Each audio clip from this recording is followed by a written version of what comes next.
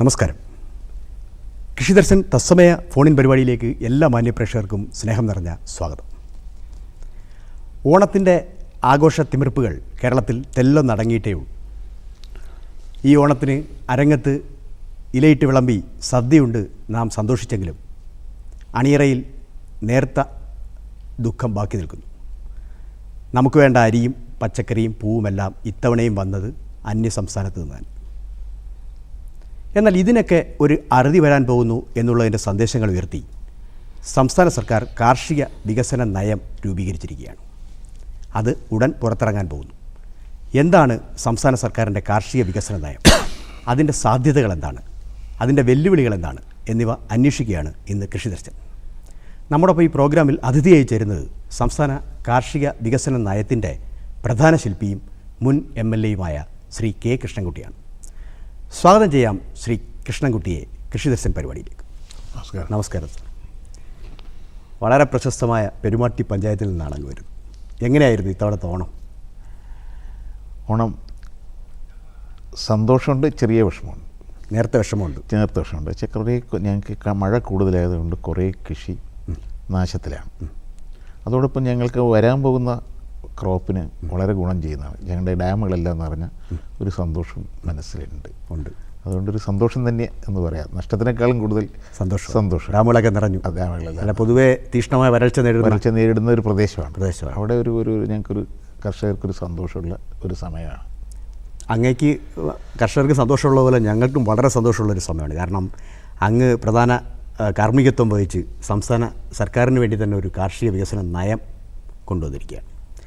ഈ നയം ഏകദേശം 42ഓളം നയങ്ങൾ 47ഓളം നയങ്ങളുള്ള ഈ പുസ്തകം വളരെ എനിക്ക് തോന്നുന്നു ഒരു നമ്മുടെ സംസ്ഥാനത്തിൻ്റെ കാർഷിക മുന്നേറ്റത്തിൽ തന്നെ വളരെ ശ്രദ്ധേയമായ സംഭാവനകൾ നൽകാൻ പോകുന്ന ഒരു പുസ്തകമാണ്. ഇതിൽ വളരെ ശ്രദ്ധിക്കപ്പെടേണ്ടതായ ഒരു സംഗതി നമുക്ക് കാണാൻ കഴിയുന്നത് ഒരു കൃഷിഭൂമി കൈമാറ്റം ചെയ്യപ്പെടുന്നതിന് ഒരു നിയമം കൊണ്ടുവരണം എന്ന ആവശ്യം ശക്തമായി ഈ നയത്തിൽ ഉന്നയിക്കുക. അതായത് കൃഷിഭൂമി കാർഷിക ആവശ്യത്തിനല്ലാതെ മറ്റാവശ്യങ്ങൾക്കായി കൈമാറ്റം ചെയ്യപ്പെടുന്നു, വ്യാപകമായി ദുരുപയോഗം ചെയ്യപ്പെടുന്നു എന്നത് ശ്രദ്ധയിൽപ്പെട്ടതിനെ തുടർന്നു. അതാണോ കേരളത്തിലെ കൃഷി തിരിച്ചു കൊണ്ടുവരാൻ പോകുന്ന ശക്തമായ ആയുധം? അത് ഒരു പ്രധാനപ്പെട്ട ഇതാണ്. അതിപ്പോൾ മറ്റ് സംസ്ഥാനങ്ങളിലൊക്കെ ചെയ്തു കഴിഞ്ഞു. കർണാടക ചെയ്തു കഴിഞ്ഞു. മറ്റ് സംസ്ഥാനങ്ങളിലൊക്കെ ഈ തരത്തിലുള്ള നിയമം കൊണ്ടുവന്ന് കഴിഞ്ഞു. അപ്പോൾ നമ്മളിനി ഒട്ടും സമയം വൈകിക്കൂടാ എന്നുള്ളതുകൊണ്ടാണ് ഞങ്ങളിങ്ങനെ ഒരു നിർദ്ദേശം വെച്ചത്. അതുമാത്രമല്ല, മറ്റ് സംസ്ഥാനങ്ങളിൽ വെച്ചത് ഈ കൃഷിഭൂമിയുടെ ഒരു ക്ലാസിഫിക്കേഷൻ യഥാർത്ഥത്തിൽ നടത്തണം എന്നുള്ളതാണ്. ഇപ്പോൾ കൃഷിഭൂമിയിൽ നമ്മുടെ റെക്കോർഡ് പ്രകാരം അങ്ങനെ ഒരു ക്ലാസിഫിക്കേഷൻ ഇല്ല. ഒന്നിലെയോ നിലം അല്ലെങ്കിൽ പറമ്പ് എന്ന് മാത്രമേ ഉള്ളൂ നമ്മുടെ ഭൂമിയെ സംബന്ധിച്ച്. അപ്പോൾ ഇപ്പോൾ യഥാർത്ഥത്തിലുള്ളത് എന്താണ് ആ ഭൂമി? കെട്ടിടമാണെങ്കിൽ കെട്ടിടം, നെൽകൃഷിയാണെങ്കിൽ നെൽകൃഷി, തെങ്ങ് കൃഷിയാണെങ്കിൽ കൃഷി, അങ്ങനെ വെറും പറമ്പാണെങ്കിൽ പറമ്പ്, കൃഷി യോഗ്യമല്ലാത്ത ഭൂമി ഏതാണ്, അങ്ങനെ ഒരു ക്ലാസിഫിക്കേഷൻ നടത്തണമെന്നാണ് ഇതിൽ നിർദ്ദേശിച്ചിരിക്കുന്നത്. അപ്പോൾ അങ്ങനെ വരുമ്പോൾ അതിൻ്റെ ഒരു ദുരുപയോഗം അല്ലെങ്കിൽ അത്തരത്തിൽ വ്യവസായ ആവശ്യത്തിനായി ഉപയോഗിക്കുന്ന വ്യവസായ ആവശ്യത്തിന് ഭൂമി എവിടെയുണ്ട് എന്ന് നമുക്ക് അറിയാൻ സാധിക്കും. അപ്പോൾ അത് കൃഷിഭൂമിയാണ് അവിടെ എടുക്കണമെന്നുള്ളൊരു ഒരു നിർദ്ദേശം മുന്നോട്ട് വയ്ക്കുമ്പോൾ നിങ്ങൾക്ക് ഇന്ന ഇവിടെ വ്യവസായത്തിന് പറ്റിയ ഭൂമി ഉണ്ട് എന്ന് പറയാൻ സാധിക്കും. അതുകൊണ്ടാണ് ഞങ്ങളൊരു അല്ലെങ്കിൽ ഇപ്പോൾ തന്നെ നെൽകൃഷി 8 ലക്ഷം ഏക്കറിൽ 2 ലക്ഷത്തിൽ താഴെയായി വന്നു കഴിഞ്ഞു. ഇപ്പോൾ തെങ്ങ് കൃഷി കുറഞ്ഞു വരുന്നു. ഇനിയിപ്പോൾ റബ്ബറിൻ്റെ വില കുറഞ്ഞത് കാരണം വ്യാപകമായി തകർച്ച വരാൻ പോവുകയാണ്. അപ്പോൾ അതൊക്കെ മുൻകരുതൽ കണ്ടുകൊണ്ടാണ്, ഭാവി തലമുറയെ കണ്ടുകൊണ്ടാണ് അങ്ങനെ ഒരു നയത്തിൽ ഞങ്ങളത് ഉൾക്കൊള്ളിച്ചത്. നെൽകൃഷിയെ സംബന്ധിച്ചിടത്തോളം ഇപ്പോൾ നെൽകൃഷി മുതൽ എനിക്ക് തോന്നുന്നു പുഷ്പകൃഷി വരെ വളരെ വിശദമായി രക്ഷപ്പെടുത്താനുള്ള വഴികൾ ഇതിൽ പ്രഖ്യാപിച്ചിട്ടുണ്ട്. ഒരു പൈതൃക സ്വത്തായി നെൽകൃഷി മാറ്റണം എന്നതിൽ പറയുന്നു. നെൽകൃഷി കേവലം ഏതാണ്ട് 2.18 ഏക്കറിൽ നിന്ന് വളരെ അടുത്ത് തന്നെ 3 ഏക്കറിലേക്ക് കുതിക്കണം എന്നൊരു താല്പര്യം. അതിനൊരു സാധ്യതയുണ്ട്. അതിന് സാധ്യതയുണ്ട്. ഒരുപാട് സ്ഥലങ്ങളിൽ കൃഷിഭൂമി ചെയ്യാതെ കിടക്കുന്നുണ്ട്. അതൊക്കെ നമുക്ക് കൃഷി ചെയ്യാൻ പറ്റുന്ന സ്ഥലങ്ങളാണ്. അത് തെളിവ് സഹിതമാണ് ഞങ്ങളത് ആ റിപ്പോർട്ടിൽ പറഞ്ഞിരിക്കുന്നത്. അല്പം ഒന്ന് അധ്വാനിച്ചാൽ പെട്ടെന്ന് ഇത് ഉണ്ടാക്കാൻ സാധിക്കും. അതുപോലെ തന്നെ വളരെ ശ്രദ്ധേയമായ ഒരു സംഗതി നീർത്തട അധിഷ്ഠിത കൃഷി വികസനം.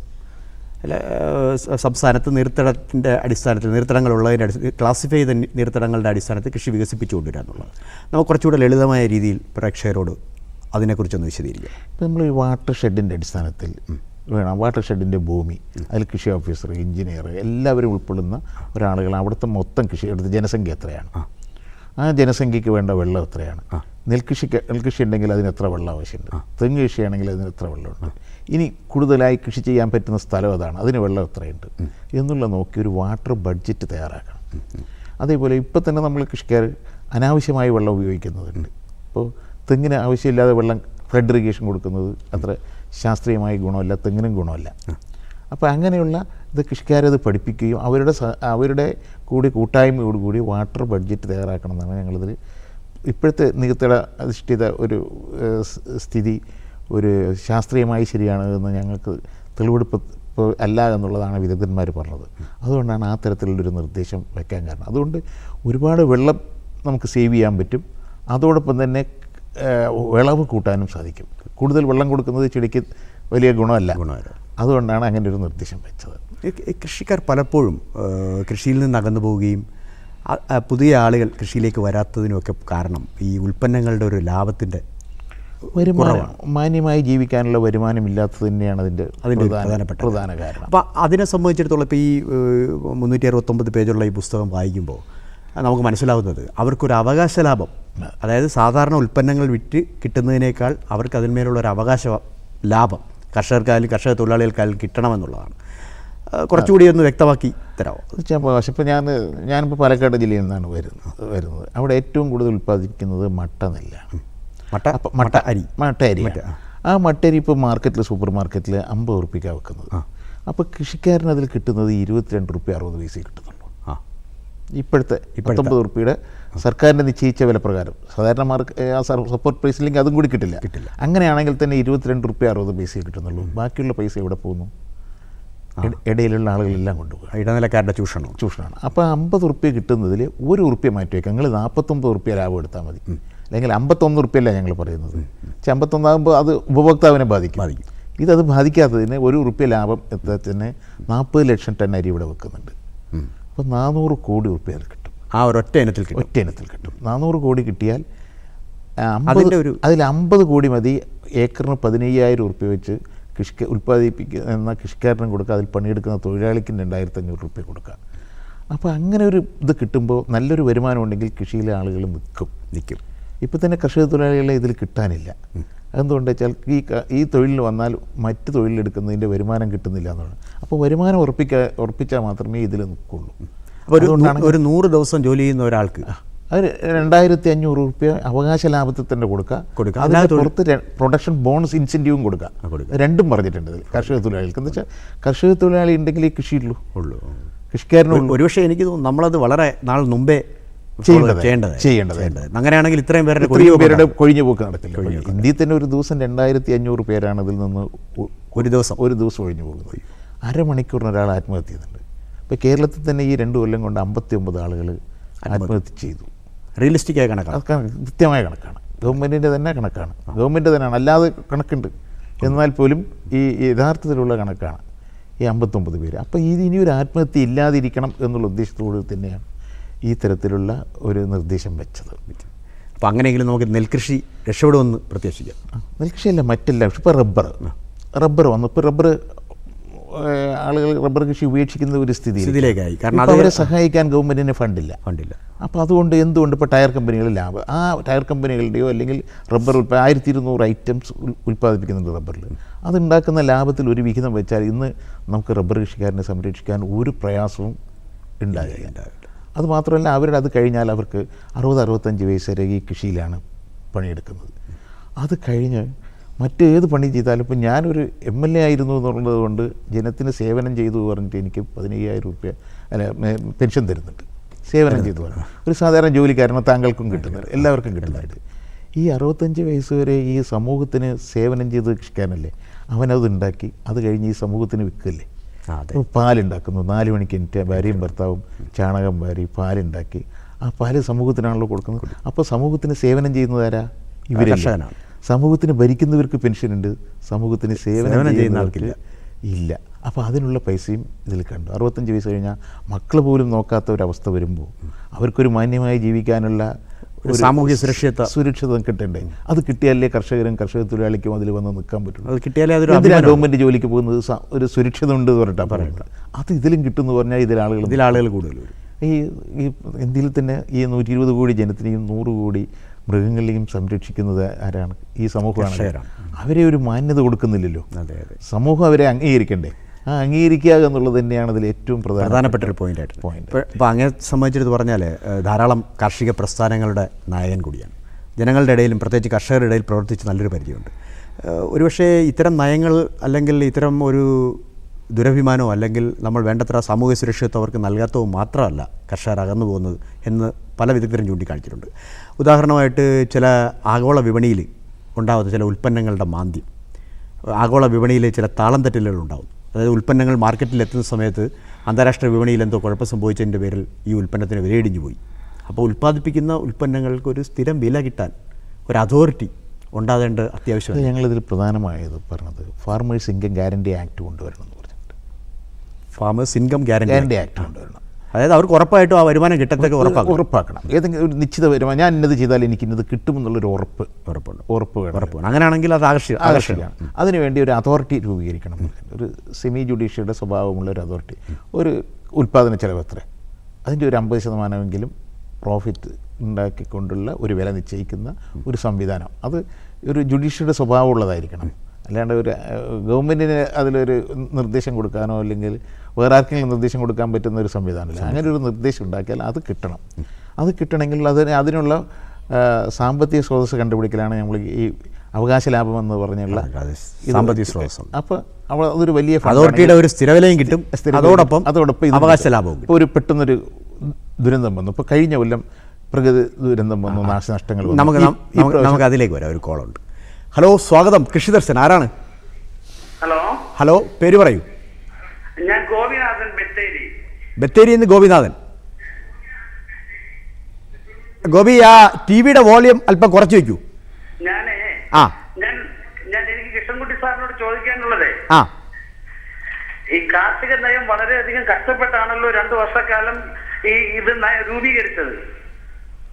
അതെ, പറയൂ. ഇത് ഗവൺമെന്റ് നടപ്പിലാക്കുമെന്ന് അങ്ങ് കരുതുന്നുണ്ടോ?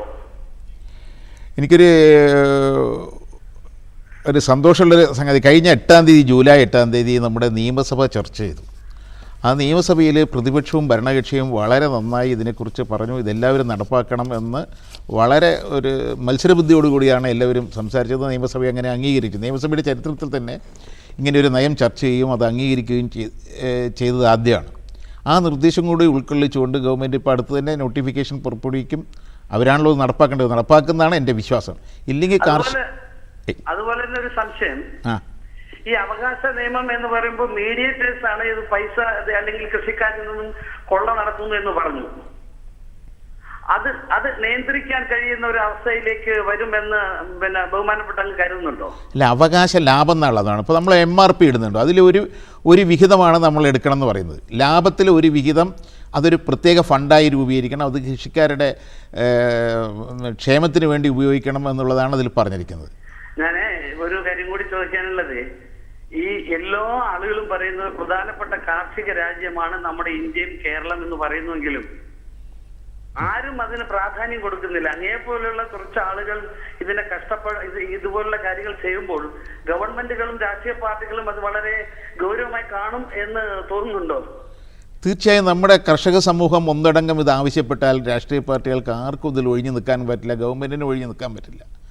നമ്മൾ ശക്തമായ ഒരു ആവശ്യപ്പെടൽ നടത്തണമെന്നാണ് എനിക്ക് റബ്ബർ കർഷകർക്ക് ജോലിക്കാർക്ക് കൊടുക്കാൻ പൈസ ഇല്ല. അതുപോലെ തന്നെ ഏകദേശമുള്ള എല്ലാ കാർഷിക ഉൽപ്പന്നങ്ങളും ഉൽപാദന ചെലവുമായി താരതമ്യം ചെയ്യുമ്പോൾ അവർക്ക് ലാഭം ചെയ്യുന്നില്ല. അപ്പൊ എങ്ങനെ കർഷകർ ഈ മേഖലയിൽ നിലനിൽക്കുമെന്നാണ് കരുതുന്നത്? അത് തന്നെയാണ് ഞാൻ പറഞ്ഞത്. റബ്ബറിൻ്റെ ഉദാഹരണം, ഇപ്പോൾ ടയർ കമ്പനി അല്ലെങ്കിൽ റബ്ബർ കൊണ്ട് ഉണ്ടാക്കുന്ന ഉൽപ്പന്നങ്ങൾ ഉണ്ടാക്കുന്ന കമ്പനികളിൽ നിന്ന് ഒരു ലാഭം നമുക്ക് അവകാശപ്പെട്ടതല്ലേ, അവരുണ്ടാക്കുന്ന ലാഭം കൃഷിക്കാരന് അവകാശപ്പെട്ടതല്ലേ. ആ ഒരു സംഖ്യ നീക്കി വെച്ചാൽ ഇന്ന് റബ്ബർ കൃഷിക്കാരൻ്റെ ഈ തകർച്ചയിൽ നിന്ന് റബ്ബർ കൃഷിക്കാരനെ ഒരു 200 ഉറുപ്പിയെങ്കിലും കൊടുത്ത് സംഭരിക്കാൻ ഒരു പ്രയാസം ഉണ്ടാവില്ല. ഗോപിനാഥൻ, ചുരുക്കി ചോദിച്ചോളൂ. ഒരു ശുഭപ്രതീക്ഷ ഈ മേഖലയിൽ ഉണ്ടായെങ്കിൽ മാത്രമേ ഇപ്പോൾ നമ്മൾ തന്നെ പ്രധാനമായും കേരളത്തിലുള്ള നമ്മളെല്ലാം ഭക്ഷണങ്ങളായാലും എന്തായാലും മറ്റ് സ്റ്റേറ്റുകൾ ആശ്രയിക്കേണ്ടി വരുന്നത് പ്രായോഗികമല്ലാത്ത കൃഷിരീതി കൊണ്ടല്ലേ, പ്രായോഗികവും പ്രാകൃതവുമായ കൃഷിരീതി കൊണ്ടല്ലേ. അല്ല, അതിന് ഈ നിർദ്ദേശത്തിൽ, ഈ നയത്തിൽ വളരെ വിശദമായി പറഞ്ഞിട്ടുണ്ട്. പുതിയ ആധുനിക കൃഷി സമ്പ്രദായം സാധാരണ എഴുതാനും വായിക്കാത്ത കൃഷിക്കാരിൽ എങ്ങനെ എത്തിക്കണം എന്നുള്ളതിനെക്കുറിച്ചൊക്കെ വളരെ വിശദമായി ഇതിൽ പ്രതിപാദിച്ചിട്ടുണ്ട്. ഗോപിനാഥൻ, അപ്പോൾ അത് ശ്രദ്ധാപൂർവം ഭരണകൂടവും കൃഷിക്കാരും കൂടി ഒത്തൊരുമിച്ചാൽ നമുക്കത് വലിയൊരു മുന്നേറ്റം ഉണ്ടാക്കാൻ സാധിക്കും. അപ്പോൾ ഒരു കാര്യം കൂടി ചെയ്താൽ നന്നായിരിക്കുമെന്ന് എനിക്ക് തോന്നുന്നു. ഇപ്പൊ എല്ലാ വിഷയങ്ങളിലും ഗവൺമെന്റ് സർവകക്ഷി യോഗം വിളിക്കുന്നുണ്ടല്ലോ. ഈ മേഖലയെ കുറിച്ച് ഇത്രയും ഗൗരവമുള്ള ഒരു വിഷയമാണെങ്കിൽ ഒരു സർവകക്ഷി യോഗം വിളിച്ച് എല്ലാ രാഷ്ട്രീയ പാർട്ടികളുടെയും ജന നേതാക്കളുടെയും സാന്നിധ്യത്തിൽ ഇതിന് വ്യക്തമായ ഒരു തീരുമാനം ഉണ്ടാക്കുന്നത് നന്നായിരിക്കില്ലേ? അതാണ് കഴിഞ്ഞ അസംബ്ലി ജൂലൈ 8 നടന്നത്. എല്ലാവരും ഇതിനെ അംഗീകരിച്ചിട്ടാണ് അസംബ്ലി തന്നെ, കേരളത്തിൻ്റെ അസംബ്ലി തന്നെ അത് അംഗീകരിച്ചല്ലോ. ഓക്കെ, ആ സർവകക്ഷി യോഗം വരെ ഈ കാര്യത്തിനായി കർഷകരുടെ താല്പര്യം മുൻനിർത്തി വിളിച്ചു കഴിഞ്ഞു. തീർച്ചയായിട്ടും വിളിച്ചതിന് നന്ദി ഗോപിനാഥൻ. വീണ്ടും വിളിക്കണം. ശ്രീ ഗോപിനാഥൻ്റെ സംശയം പോലെ തന്നെ നമ്മളിപ്പോൾ നേരത്തെ പറഞ്ഞു വന്നിരുന്നത് ആഗോളതലത്തിലുള്ള വിപണിയുടെ ഒരു മാന്ദ്യം, അതോടൊപ്പം അതിൻ്റെ ഒരു താളത്തെട്ടലിനെ കുറിച്ചായിരുന്നു. അപ്പോൾ ഏത് വിളവ് ഏത് കാലയളവിൽ എത്ര നേരം ചെയ്യണം എന്നുള്ളതിനെ ആശ്രയിച്ചാണ് ഈ കൃഷിയുടെ ലാഭം. അപ്പോൾ അത് തീരുമാനിക്കുന്ന പലപ്പോഴും കർഷകരല്ല, അല്ലെങ്കിൽ അവർ തെറ്റിദ്ധരിക്കപ്പെടുന്നു. അക്കാര്യത്തിൽ എന്തെങ്കിലും പരിഹാരമുണ്ടോ? അല്ല, നമ്മൾ ഈ പ്രൊഡക്ഷൻ പ്ലാൻ തയ്യാറാക്കണം എന്ന് പറഞ്ഞു. അതുകൊണ്ടാണ് നമ്മൾ ഈ WTO സെല്ലിൽ നമ്മൾ ഏറ്റവും ഉയർന്ന ഉദ്യോഗസ്ഥനെ ഇതിൽ നിയമിക്കണം. അഡീഷണൽ ചീഫ് സെക്രട്ടറി റാങ്കോട് കൂടിയുള്ള ഒരു ഉദ്യോഗസ്ഥനെ നിയമിക്കണം പറഞ്ഞത്. അങ്ങനെയുള്ള റാങ്കിലുള്ള ഉദ്യോഗസ്ഥനെ കേന്ദ്ര ഗവൺമെൻറ്റുമായി ഇടപെടാനും അവിടുത്തെ സെക്രട്ടറിമാരായിട്ട് ഇടപെടാനും ആഗോളതലത്തിലുള്ള കാര്യങ്ങൾ മനസ്സിലാക്കാനും സാധിക്കുള്ളൂ. അതിൽ സാമ്പത്തിക വിദഗ്ധനുണ്ടാകും, കൃഷി വിദഗ്ധനുണ്ടാകണം, അങ്ങനെ വിവിധ തലത്തിലുള്ള വിദഗ്ധന്മാരെ ഉൾപ്പെടുത്തുന്ന ഒരു കമ്മിറ്റി അദ്ദേഹത്തിൻ്റെ കീഴിലുണ്ടാകണം എന്നാണ് അതിൽ നിർദ്ദേശിച്ചിരിക്കുന്നത്. അപ്പോൾ അതുകൊണ്ട് ഇപ്പോൾ റബ്ബർ കൃഷി തന്നെ നമ്മൾ വ്യാപകമായി റബ്ബർ വെക്കാൻ പോകുമ്പോൾ ഇങ്ങനെ വരാൻ പോകുന്ന അപകടങ്ങൾ ഇത്രയുണ്ട്. പണ്ട് വാനില വെച്ചു ഇതേപോലെ ഇങ്ങനെ വരാൻ പോകുന്ന അപകടം എന്താണെന്ന് ഇപ്പോൾ അതേപോലെ ജാതി കൃഷിയിൽ ഇപ്പോൾ ധാരാളം ഇങ്ങനെ ജാതി വെച്ചുകൊണ്ട് പോകുന്നുണ്ട്. അപ്പോൾ അത് 2-4 കൊല്ലം കഴിഞ്ഞാൽ ജാതി കൃഷി തകരും.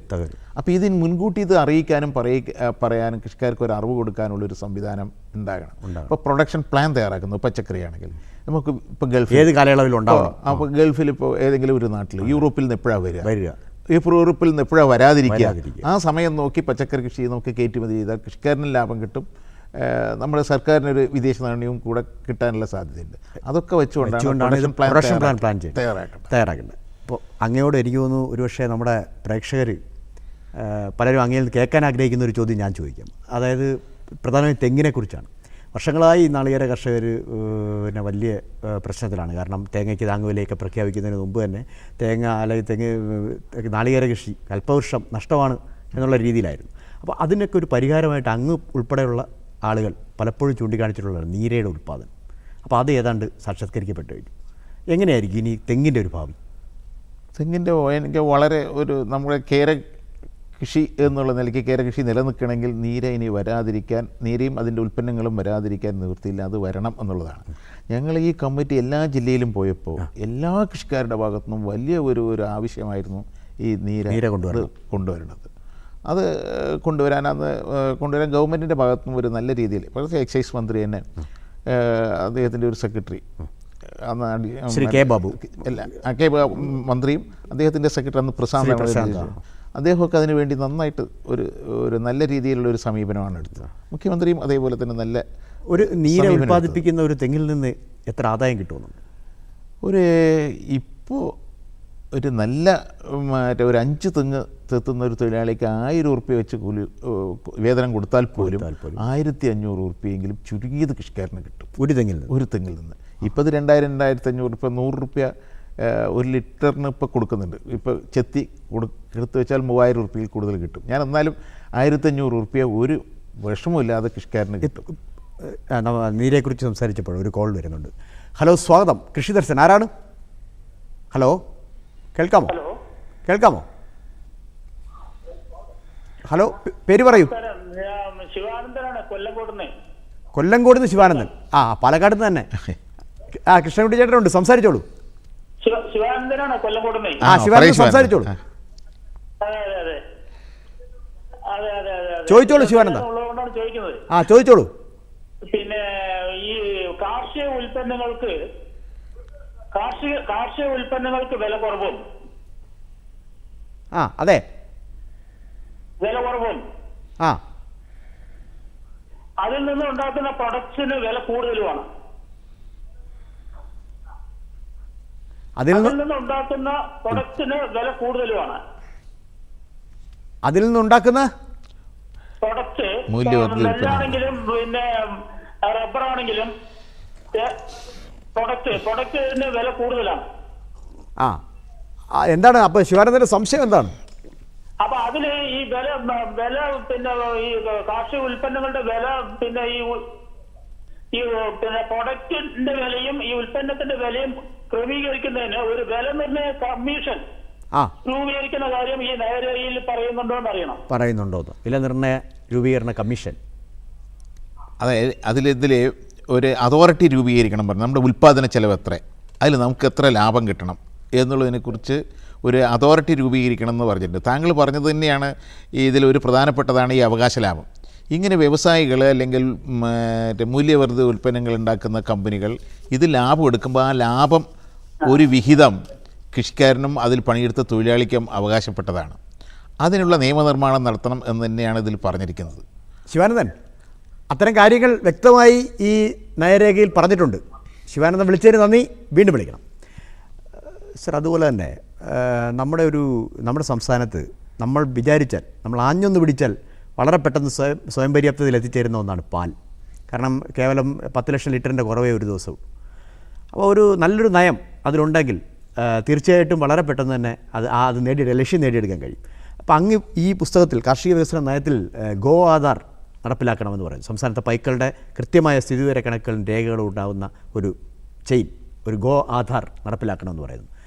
അതെങ്ങനെയായിരിക്കും പ്രാവർത്തികമാക്കുക? അത് പ്രാവർത്തികമാക്കാൻ ഒരു പ്രയാസമില്ല.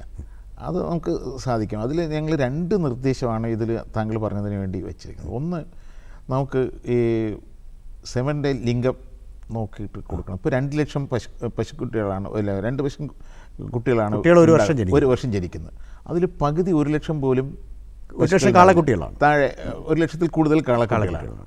അപ്പോൾ അത് ലിംഗനിർണ്ണയം ചെയ്യുന്ന സെമൻ കൊടുക്കുമെങ്കിൽ നമുക്ക് 1 വർഷം കൊണ്ട് തന്നെ 2 വർഷം കൊണ്ട് ഉണ്ടാകുന്നത് നമുക്ക് 1 വർഷം കൊണ്ട് തന്നെ നേടാൻ സാധിക്കും. അതേപോലെ ഭ്രൂണമാറ്റം, എംബ്രിയോ ട്രാൻസ്ഫർ, അതിൽ വെച്ചിട്ടുണ്ട്. അതിൽ ഉണ്ടാകുന്ന ഒരു 30 ലിറ്റർ പാല് കിട്ടുന്ന ഒരു പശുവിൻ്റെ ഭ്രൂണം എടുത്ത് നമ്മൾ 2 ലിറ്ററുള്ള പശുവിൽ കൊടുത്താൽ ആ പശുക്കുട്ടി 30 ലിറ്റർ പാല് തന്നെ കിട്ടും. അതിൻ്റെ പുതിയ സാങ്കേതിക വിദ്യ, അതിന് കുറച്ച് ചിലവ് കൂടുതലാണെങ്കിലും അത് നമുക്ക് നടപ്പാക്കുമെങ്കിൽ ഒരു 2 കൊല്ലത്തിൻ്റെ ഉള്ളിൽ നമുക്ക് സ്വയം പര്യാപ്തത, 2 അല്ലെങ്കിൽ 3 കൊല്ലത്തിൻ്റെ ഉള്ളിൽ സ്വയം പര്യാപ്തത നേടാൻ പറ്റുമെങ്കിൽ വിദേശത്ത് അത്യാവശ്യം കയറ്റുമതി ചെയ്യാനും പാലിൻ്റെ കാര്യത്തിൽ സാധിക്കും. നേരെ കുറച്ച് മുട്ടയുടെ കാര്യത്തിലേക്ക് വന്നാലോ? മുട്ടയുടെ കാര്യത്തിൽ കുറച്ചുകൂടി അതിനേക്കാളും വളരെ എളുപ്പമാണ് ഞങ്ങൾ പറഞ്ഞ നിർദ്ദേശം വെച്ചാൽ. ഇപ്പോൾ തന്നെ 1,40,00,000 മുട്ട വരുന്നുണ്ട്.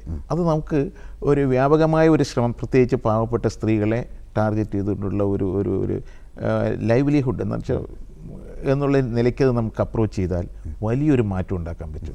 ഒരു കർഷക തൊഴിലാളി കുടുംബത്തിലാണെങ്കിൽ ഒരു 200 കോഴി കേജിങ് സിസ്റ്റത്തിൽ കേജ് കൊടുത്താൽ അവർക്ക് തീറ്റ അതിൽ കൊടുത്ത് അവർക്ക് വേറെ ജോലിക്കും പോകാം. അത് അതൊരു അമൂലിൻ്റെ മോഡലിൽ ഒരു സംഘടന ഉണ്ടാക്കണമെന്നാണ് ഞങ്ങളതിൽ നിർദ്ദേശിക്കുക. അപ്പോൾ ഉൽപ്പാദനവും വിതരണവും അവർ തന്നെ നടത്തുന്ന, അവർ തിരഞ്ഞെടുക്കപ്പെട്ട ആളുകൾ തന്നെ നടത്തുന്ന ഒരു സംവിധാനം.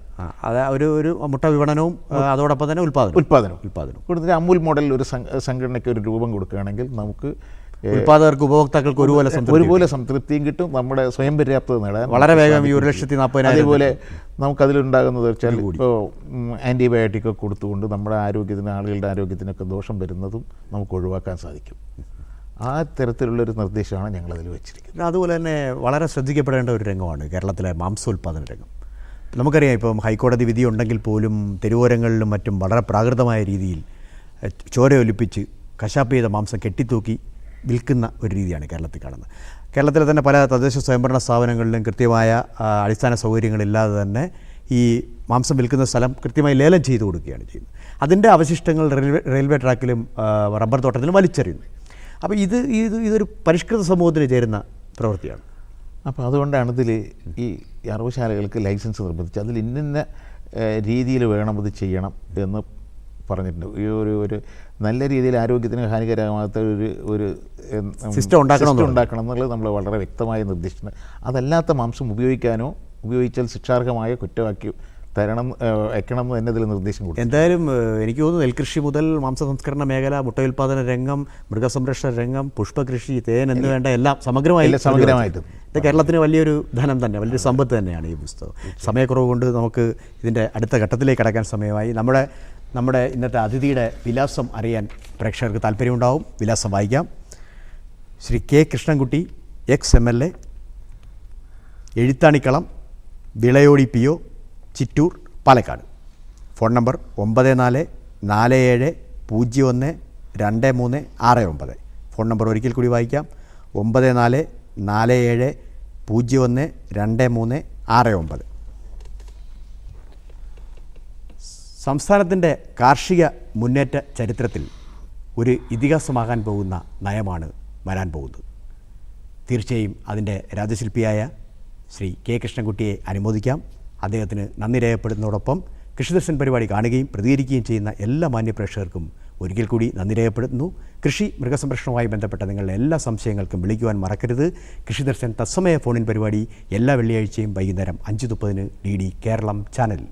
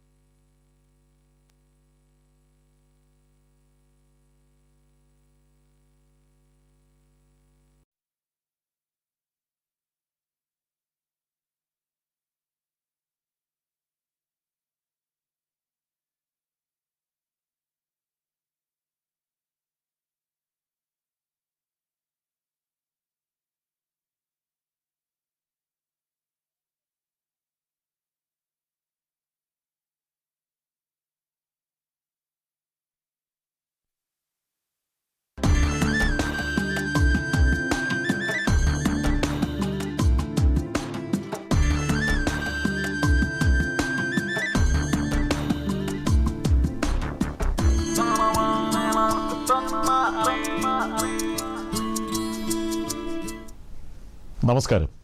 ദൂരദർശൻ കാർഷിക വാർത്തകളിലേക്ക് സ്വാഗതം. പ്രധാന വാർത്തകൾ. ക്ഷീരകർഷകർക്കായി മിൽമയുടെ ബൈപാസ് ഫാറ്റ്. പച്ചക്കറി കൃഷി വികസനം ലക്ഷ്യമിട്ട് മഴമറകൾ. വിദ്യാഭ്യാസ സ്ഥാപനങ്ങളിൽ സുഗന്ധവാടികൾ സ്ഥാപിക്കും. വിശദമായ കാർഷിക വാർത്തകളിലേക്ക്. ക്ഷീരകർഷകർക്കായി മിൽമ ബൈപാസ് ഫാറ്റ് എന്ന ഉൽപ്പന്നം പുറത്തിറക്കുന്നു.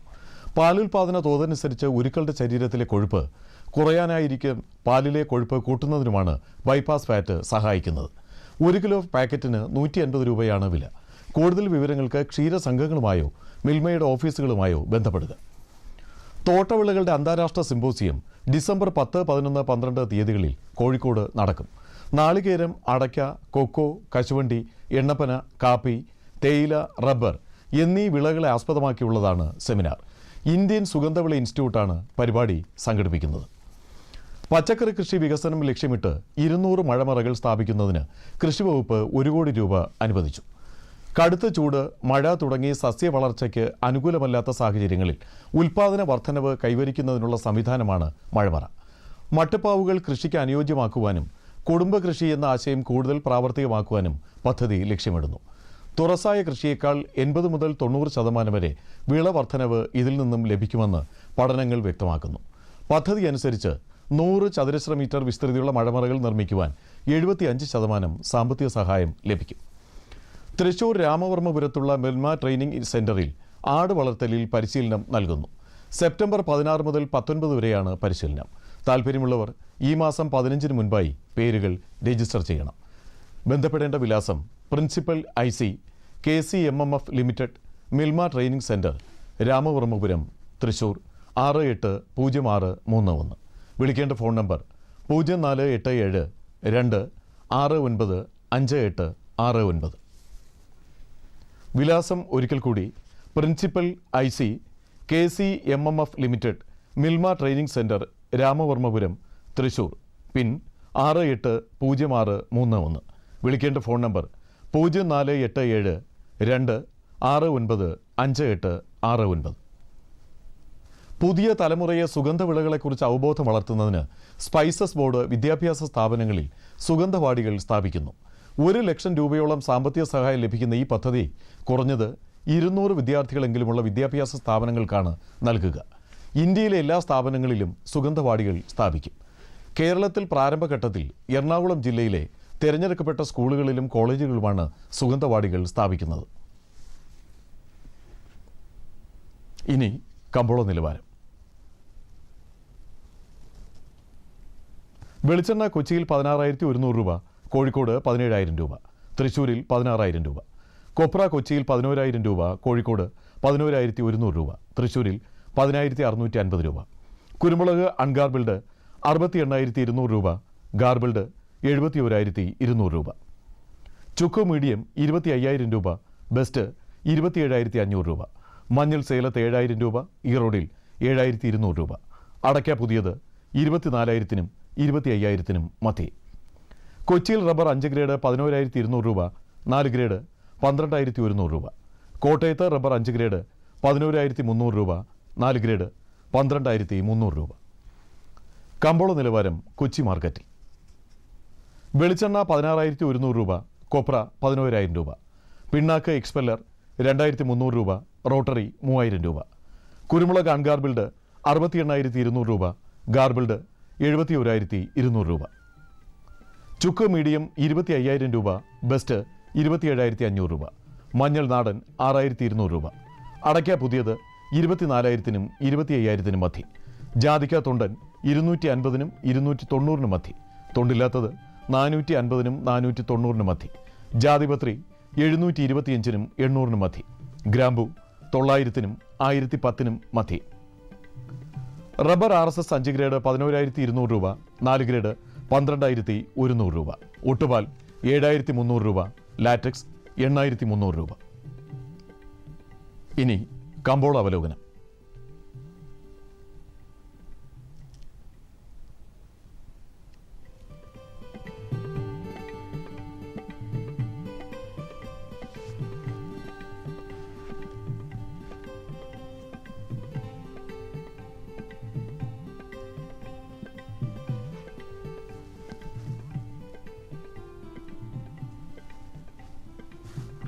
റബ്ബർ കർഷകരെയും സ്റ്റോക്കിസ്റ്റുകളെയും സമ്മർദ്ദത്തിലാഴ്ത്തി ഷീറ്റ് വില 5 വർഷത്തിനിടയിലെ താഴ്ന്ന നിരക്കിൽ.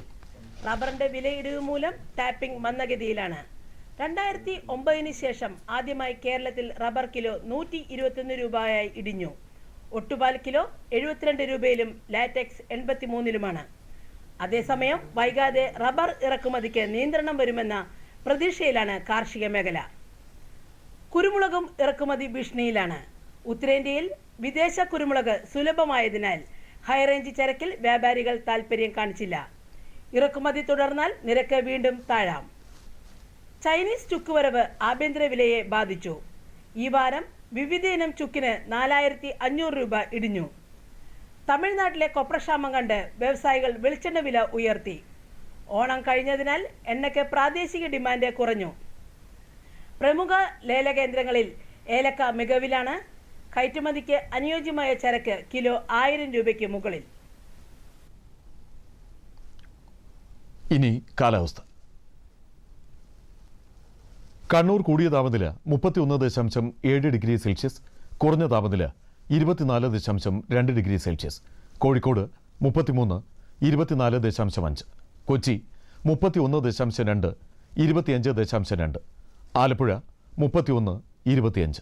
പുനലൂർ 33.5, 22.